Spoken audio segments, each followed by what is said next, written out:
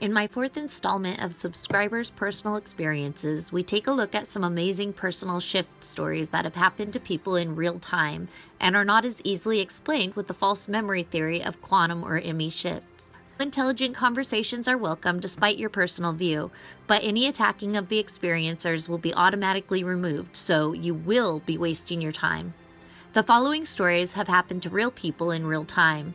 These are intelligent individuals with varying careers, education, and lifestyles, all of them accumulating in what seems to be a shared type of experience. As most people are scared to share these stories for fear of being ridiculed, labeled, or dismissed, they are rarely shared publicly. I'm in an unusual position as subscribers and support group members have trusted me with their own personal accounts, and these are some of them. Story 1. Jay.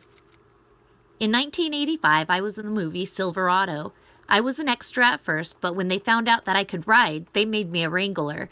To get to the point, I watched the movie about once every 2 years. Last time I watched it in 2016, something wasn't right. The camera angles weren't right, and I don't remember some of the shots that I was in. The last time I saw the movie, I had a lot more FaceTime. I don't think they re-edited the movie in 30 years. There's more to this, but I hit on the main points. J. Story 2. G. I recently ran into a couple of friends of mine who attended high school with me. In the old reality, I owned a vintage car and I drove it to school every day. I owned 3 vintage cars, but I only drove one of them to school. This particular car was a 1949 Chevrolet. It was near mint condition when I bought it, and everybody knew me by that car. Even the teachers complimented me on that car. Everybody loved that car. So anyway, I ran into a couple of friends that I knew from high school.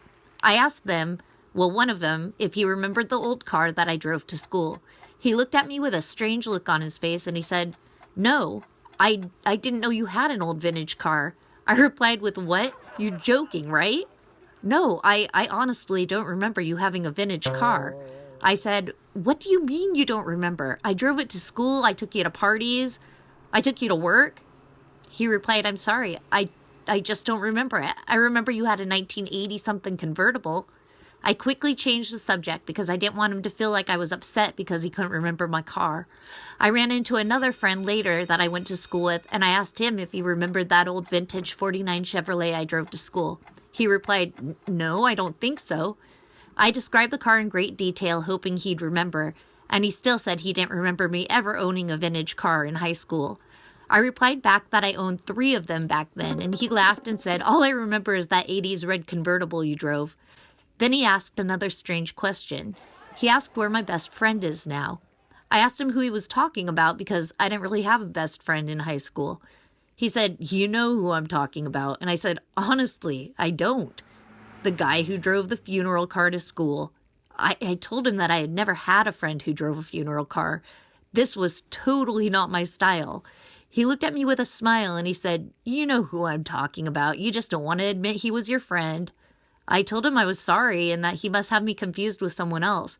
He angrily got into his pickup truck and he left. I stood there wondering what the hell had happened. Then I realized I'm no longer in the same reality, and I think I have a different past. And from the sound of it so far, I don't think I want to know what that past was. G. Story 3. K. I'm not happy to say it, but I drive around the city for a living and I currently do not have a license. Because of that fact, I am constantly looking at all of my mirrors for police officers to make sure that I cannot be pulled over. I was recently on a 2-lane road in Florida. I was in the left lane and there was a police officer on the right lane. I ended up passing him while I was driving and I kept a keen eye on him to make sure he didn't get behind me. I was about 2 or 3 car lengths ahead of him. He was still in the right lane. This road is 3 to 4 miles, a state road with no turnoffs. While I was driving, I kept an eye on him, but my phone rang, so I looked down to see who was calling. I obviously didn't pick it up to answer because I didn't want to give him any reason to pull me over. And in a matter of less than seconds, I looked up and he was gone. He was there, my phone rang, I looked down, I looked up, he was gone. He couldn't have turned off as there was nowhere to make a turn. Even if he pulled over onto the dirt, I would have seen his car sitting there. There was nothing around. I had to pull over because I thought I was going crazy. I'd watched him behind me for a mile and then he vanished.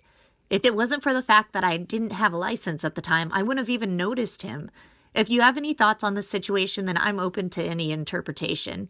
I hope one day we're all able to figure out exactly what's going on here. K. Story 4, C. I've always believed in the wonders of the universe. As I grew older, I loved music, and I willed to be a success in the music industry. In 1998, at the age of 48, I was on my way. In 2012, my wife started acting very cold, totally different, and now we're divorced. That was the beginning of the oddities for me. Several months later, a member of my band tracked me down and said he felt something was very wrong.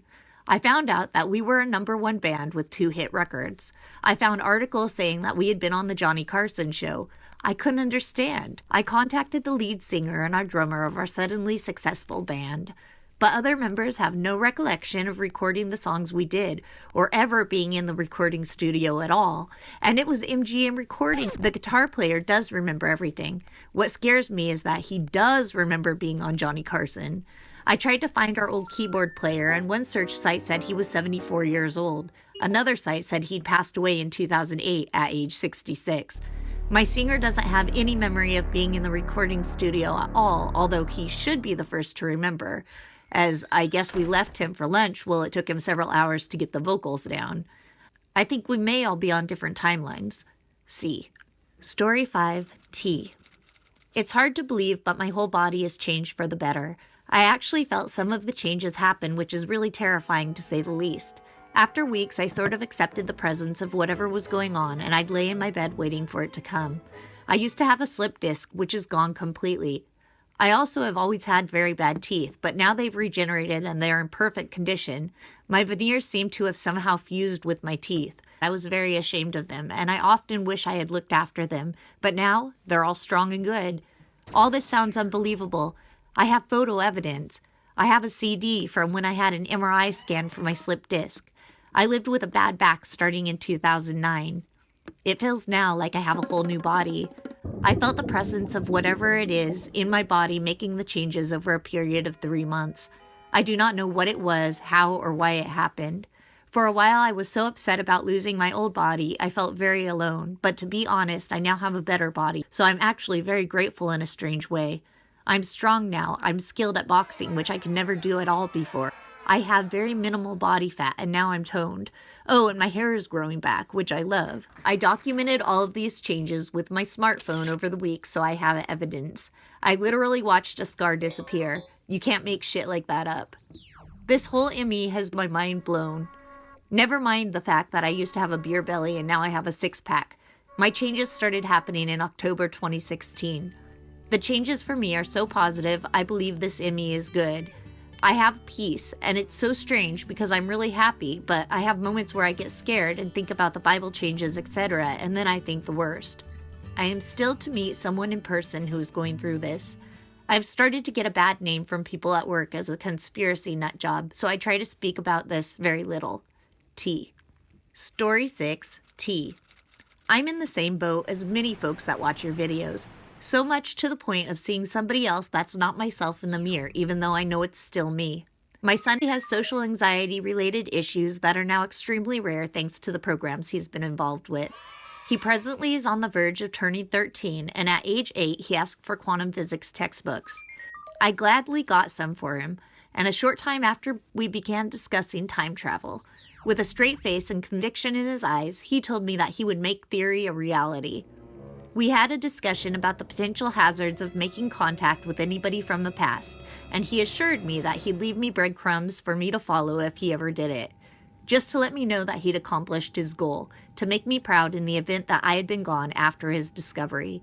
Shortly after, I began noticing the ME changes. I'd like to think it's sheer coincidence, but what if that little turd actually pulled it off? What if? T. Story 7, K. When I search, the more and more things have changed. There's been some really intense short-term changes around me physically. Like one day, all the garbage cans outside changed size, shape, and color. I walked past my truck and the steering wheel was on the other side of the truck like it is in England. Around the same time, I also noticed that 40-ounce bottles at the convenience store had changed from glass to plastic. The same day later on, the garbage cans and steering wheel both changed back. I've also seen buildings around my hometown that used to be in different places. There's this house that's really old and abandoned, and it's falling apart. It's surrounded by blackberry bushes. I saw this house had been torn down and they were starting to build a foundation for a new one. Now, the old house is back, like it's never been torn down at all. K. If you're observing physical changes in your own reality, you're not alone. There's a whole community of us out here that have experienced the same things, but may be too shy to share them or put themselves out there. Remember, each story you share is encouragement for the next person too, and sometimes having somebody to tell can make a whole world of difference. So come forward, be heard, be counted. You are not alone.